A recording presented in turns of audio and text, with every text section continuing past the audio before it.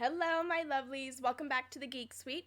I'm your host, the Mary Kidner Bean, and we're back for another Vlogmas 2019 video. Today's video's topic is going to be, what is Sevenmas? Is it a thing? How did it become a thing? Is it a holiday? How do you celebrate it? Alrighty, let's get into it. But before we get into it, I would like to remind all of my lovelies that if you like our videos, be sure to give them a thumbs up and hit subscribe and ring that notification bell. It takes just a second and it helps us fight the Mega Beast, aka the YouTube algorithm. Ha! Okay, so for today's video we're covering Sevenmas. What is it? Alright, so Sevenmas is a fictional holiday based on the Faith of the Seven from the A Song of Ice and Fire series, commonly known as Game of Thrones to people who watch the HBO series. So this isn't an actual holiday in the books, it is a fan-made holiday that first started appearing in holiday-themed fan fictions on sites like Archive of Our Own and other fan fiction websites.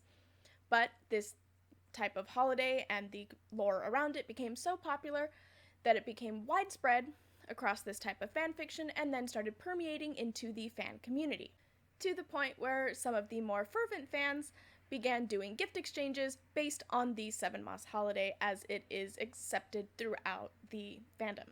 So that answers kind of our surface level version of the question, what is Sevenmas?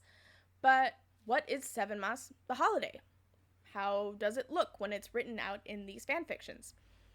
Now, the Faith of the Seven in A Song of Ice and Fire is supposed to mimic or mirror Christianity to some extent. So a lot of the iterations of this Sevenmas holiday sort of revolve around the template of the 12 Days of Christmas, or Hanukkah, in that you give a gift every day, each night, for either, instead of 12 or 8 nights, you do 7, because the Faith of the Seven has 7 gods. I'm going to read a little bit of an excerpt from one of my favorite or more popular fanfiction posts where they explain in a little bit more detail what this holiday looks like as it is existing within this realm. It's called Secret Septon. Once a year, you honor the gods by exchanging gifts.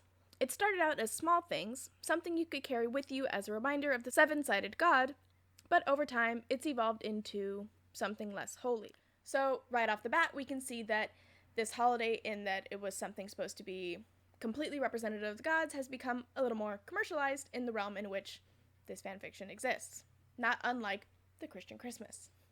Alright, so let's move on to a little bit where we learn a little bit more about what these gifts and gifts exchange look like. Septa Mordain continues, and she's speaking to Sansa. What kinds of gifts? Sansa liked the idea of presents very much. A small scale or counterweight for the father. Now it can be as much as a fish dinner, sometimes called the Feast of the Father. Scales, you know. A scrap of cloth for the mother has turned into clothing. A bit of kindling or tinder for the crone became a lantern, but has now evolved into anything that gives light, even precious gems. Septa Mordain continued in a dampening tone. One thing that hasn't changed is the stranger's gift.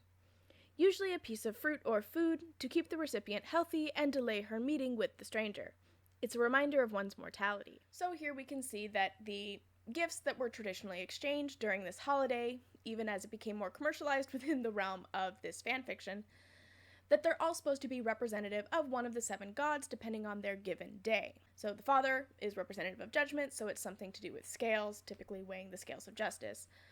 The mother's clothing associated with her being forgiving and caring, and the stranger is the god of death, so people give food representative of health, so that way you delay meeting the stranger. And now, I like this next little bit because of what it says about the fandom and how it creates its own culture and holidays within the world of Ice and Fire. And it's really speaks to Septa Mordain's character, not just in this fanfiction, but as she's represented in the A Song of Ice and Fire series, and how they try to keep true to the characters, which is something I really appreciate about the Game of Thrones A Song of Ice and Fire fandom. But why is it a secret? Sansa was eager to participate in this southern tradition. Because godliness can be found in anyone, even where it may be unexpected. Well, how does it work? At the start of the 7 days, families get together. It's best if there are 7, but any number will do. Each person puts a small item of theirs into a bowl. It has to be something small enough to be concealed in the palm of one's hand. Mind you, so others can't see what's being drawn from the bowl.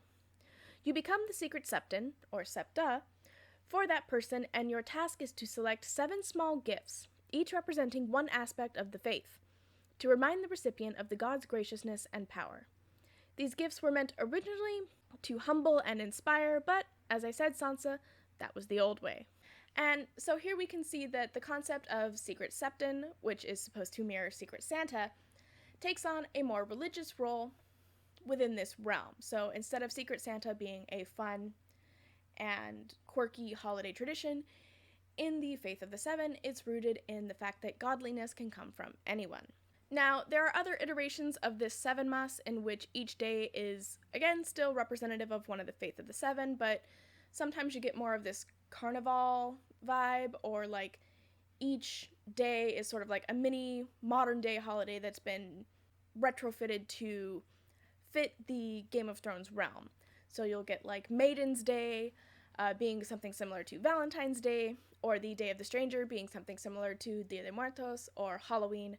But a majority of them do keep to this 12 days of Christmas, Hanukkah, one day, one gift sort of thing that's supposed to be representative of each of the gods.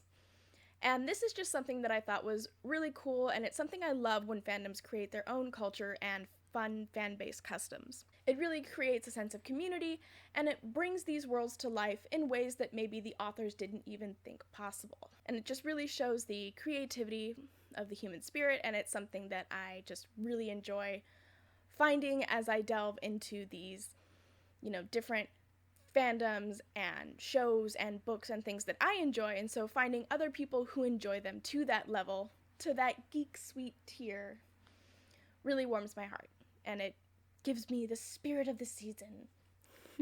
Alrighty, my lovelies, may you have a 7 times blessed Sevenmas. That's all the time I have for today.